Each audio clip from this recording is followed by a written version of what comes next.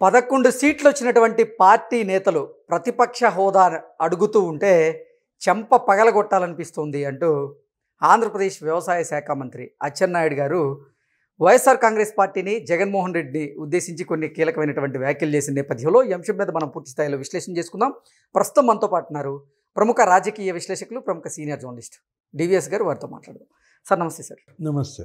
11 సీట్లు వచ్చినటువంటి ఒక రాజకీయ పార్టీ ప్రతిపక్ష హోదా అడుగుతూ ఉంటే చెంప పగలగొట్టాలనిపిస్తోంది అంటూ అచ్చెన్నాయుడు ఇటు వైకాపాని అలాగే జగన్మోహన్ రెడ్డిని ఉద్దేశించి ఆయన కొన్ని కీలకమైనటువంటి వ్యాఖ్యలు చేశారు. దీని మీద మీ విశ్లేషణ ఏంటి సార్? అంటే స్టూడెంట్ ఏదైనా తప్పుడు పని చేశాడు అనుకో, పంతులు గారు ఏం చేస్తారు? చెంప పగల కొడతాడా? లేదు. ఓకే, అదే అనమాట.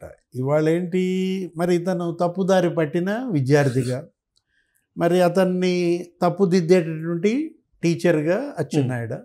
ఓకే. ఇప్పుడు జగన్మోహన్ రెడ్డి ఇప్పుడు సభకి గైర్హాజరవుతున్నాడు. నిన్న ఆయన మాట్లాడుతూ అసెంబ్లీకి మేము వెళ్ళే ప్రసక్తే లేదు, కౌన్సిల్కి మాత్రం మా వాళ్ళు వెళ్తారు అన్నాడు. మరి నువ్వు హోదా ఇవ్వందే నేను అసలు సభకు రాను అంటే ఓడిపోయినాడు వచ్చి అసెంబ్లీలో కూర్చుంటాడా? ఓకే. అంటే ఓడిపోయిన ఆడొచ్చి అసెంబ్లీలో కూర్చోవటం ఎంత తప్పో, హోదా రానాడు హోదా అడగటం కూడా అంత తప్పు. ఓకే. ప్రతిపక్ష హోదా అనేది స్పీకర్ ఇస్తే వచ్చేది కాదు, ప్రజలు ఇస్తే వచ్చేది. ఇప్పుడు మీరు ఎవరైనా సరే, మీరు ఎంత స్పేస్లో మీరు ఆడతారు, కోర్టు ఎంత ఉందో అంతవరకే ఆడుకోవాలి. అంతేగాని కోర్టు దాటి నేను ఆడతానంటే, ప్రజలు నీకు ఇచ్చినటువంటి స్పేస్ 11 ఎమ్మెల్యేలు, ఆ స్పేస్లోనే నువ్వు ఉపయోగించుకోవాలి, నీ యొక్క హీరో వర్షిప్ చూపించాలి, నీ ఆట సామర్థ్యాన్ని అక్కడ ప్రదర్శించాలి. అది వదిలేసి ఈ మంకు పట్టు అనాలా, అహంభావం అనాలా, హోదా ఇస్తేనే నేను అడుగు పెడతానంటే ఆ మాట నువ్వు జనాన్ని అడగాల్సింది. మొట్టమొదటిసారి దేశంలో ఇలాంటి ప్రతిపక్షం, ఇట్లాంటి నాయకుడిని ఇంతవరకు అసలు దేశ చరిత్రలో ఏ రాష్ట్రంలో చూడలేదు. ఎన్ని ఎన్నికలు జరిగాయి, ఎంతమంది ఓడిపోయారు, ఓడిపోయిన వాళ్ళందరూ ఇలా గనక భీష్మించు కూర్చుంటే ఏ శాసనసభలో ఇక అపోజిషన్ ఉండదు. ఓకే. ఇప్పుడు తెలంగాణ శాసనసభ పోనీ అక్కడ ఇంకా నయ్యం, అక్కడేంటి కేసీఆర్ వెళ్ళటల్లా, మిగతా ఎమ్మెల్యేలు వెళ్తున్నారు. హరీష్ రావు, కేటీఆర్ ఆధ్వర్యంలో వాళ్ళు బ్రహ్మాండంగా వెళ్ళి వాళ్ళు ప్రశ్నలతో ఉక్కిరి పిక్కిరి చేస్తున్నారు. అదన్నా చేయొచ్చు కదా వీళ్ళు. ఇప్పుడు జగన్మోహన్ రెడ్డి వెళ్లకుండా మిగతా 10 మందిని పంపించు. ఇప్పుడు పెద్దిరెడ్డి రామచంద్రారెడ్డి ఆయన సీనియర్ మోస్ట్ కదా, ఆయన మరి ప్రభుత్వాన్ని ఆయన ఇరుకాటంలో పెట్టేటట్టుగా మాట్లాడమనండి. అంటే నువ్వు వెళ్ళవు, వాళ్ళని వెళ్ళనివ్వవు. ఎందుకు జగన్మోహన్ రెడ్డి ఇవాళ శాసనసభకి వెళ్ళటం లేదు? ఒక కారణం చెప్పమని. నచ్చలేదా? అసెంబ్లీ నచ్చలేదా? స్పీకర్ నచ్చలేదా? నచ్చకపోతే వెళ్ళకపోవడానికి నువ్వేంటి? నువ్వు నాయకుడివి, నువ్వు గెలిపించారు నిన్ను ప్రజలు, నీకు 40% ఓట్లేశారు, 11 మందిని గెలిపించారు. అంటే మొట్టమొదటిసారి మనం చూస్తున్నాం అన్నమాట ఇది. ఇప్పుడు ఒకటి, ఇతనికి ఎందుకు నచ్చలేదు అసెంబ్లీ అంటే, ఇది గౌరవ సభ వెళ్ళవా? కౌరవ సభ అయితేనే వెళ్తావా? ఓకే. ఆ రోజు చంద్రబాబు ఏమన్నారు, ఆయన అసలు ప్రతిజ్ఞ చేశాడు, ఆయన్ని మరి అంతా అవమానించారు, ఉక్కిరి బిక్కిరి. అసలు ఆయన ఏంటి, ఆయన భార్యని వ్యక్తిత్వ హననానికి పాల్పడ్డారు.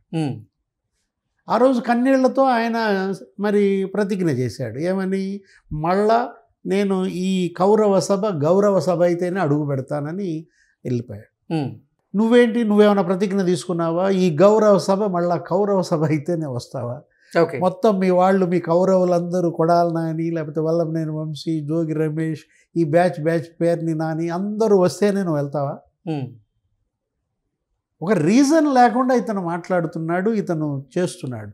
ప్రజలు అక్కడ జనాగ్రహం. ఇప్పుడు మొన్న వెళ్ళలేదు, మొదటి సంవత్సరం వెళ్ళలేదు, వెళ్ళకపోవడం వల్ల జరిగిన శృంగభంగం, పులివెందుల ఒంటిమిట్ట ఓడిపోయాం.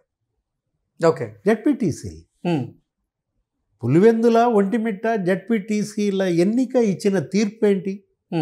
2 చోట్ల, అది ఆయన నియోజకవర్గం, ఆయన జిల్లా.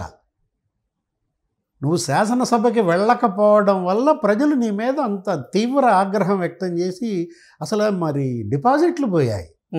680 ఓట్లు వచ్చాయి నీ అభ్యర్థికి. అదే చోట 60,000 ఓట్లతో నిన్ను గెలిపించారు. నిన్ను గెలిపిస్తే నువ్వు వెళ్ళటల్లా. అందుకే నీ 60,000 ఓట్ల మెజారిటీని ఏం చేశారు, మడిచిపెట్టారు. ఓకే, ఇంకా నువ్వు వెళ్ళకపోతే అంటే ఒక భయం కనపడుతుంది. ఇప్పుడు పెట్టాడా ప్రెస్ మీట్ ఇవాళ? రేపు పెడతాడా? పెడతాడు. ప్రెస్ మీట్ పెట్టి మళ్ళీ దుమ్మెత్తి పోస్తాడు. ఏమంటాడు, ఇప్పుడు ఇక్కడ నేను 3 గంటలు మాట్లాడాను, ఈ సమయం అక్కడ ఇస్తారా అంటాడు. నువ్వు వెళ్తే కదా తెలిసేది, ఇచ్చేది ఇవ్వండి. అయ్యన్న పాత్రుడు పిలిచారు, అందరు రావాలి, నో వర్క్ నో పే అంటున్నాడు. అసలు జీతం తీసుకునే నైతికత మీకు ఎక్కడుంది? వెళ్లకుండా దొంగ సంతకాలు పెట్టారంట. లాస్ట్ సెషన్స్లో ముగిసిన రోజు అయ్యన్న పాత్రుడికి చంద్రబాబుకి మధ్య డిస్కషన్. సభకి రానాళ్ళు దొంగ సంతకాలు పెట్టారంటూ పలానా ఫిబ్రవరి పలానా 20వ తారీఖు మరి 11 మంది సంతకాలు పెట్టారు, పలానా మార్చి 20వ తారీఖు 5 సంతకాలు పెట్టారు, 4 సంతకాలు పెట్టారు, 1 సంతకాలు పెట్టారు అంటూ ఆయన లిస్టు చదివాడు. ఎవరు? ముఖ్యమంత్రి చంద్రబాబు. రాకుండా సభలో సంతకాలు ఎలా పెట్టగలిగారు? ఆ రోజు జనసేన ఎమ్మెల్యే ఎవరైనా కొణతాల రామకృష్ణ ఏమన్నారు, దాని మీద ఎథిక్స్ కమిటీకి రిఫర్ చేయండి అన్నారు.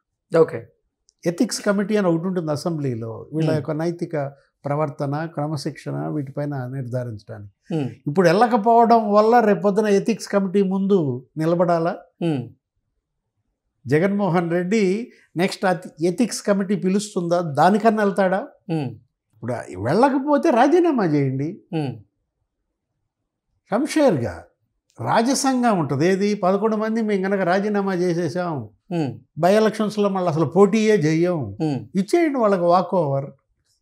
ఇది ఒక రాజకీయ పార్టీ, వీళ్ళొక నాయకులు, ప్రజాప్రతినిధులు నవ్వుతున్నారు. నలుగురు కాదు, 140 కోట్ల మంది నవ్వుతున్నారు. దేశం మొత్తం ఇవాళ వైఎస్ఆర్ కాంగ్రెస్ పార్టీ నవ్వుల పాలవుతారు. Okay, okay sir, thank you. నమస్తే.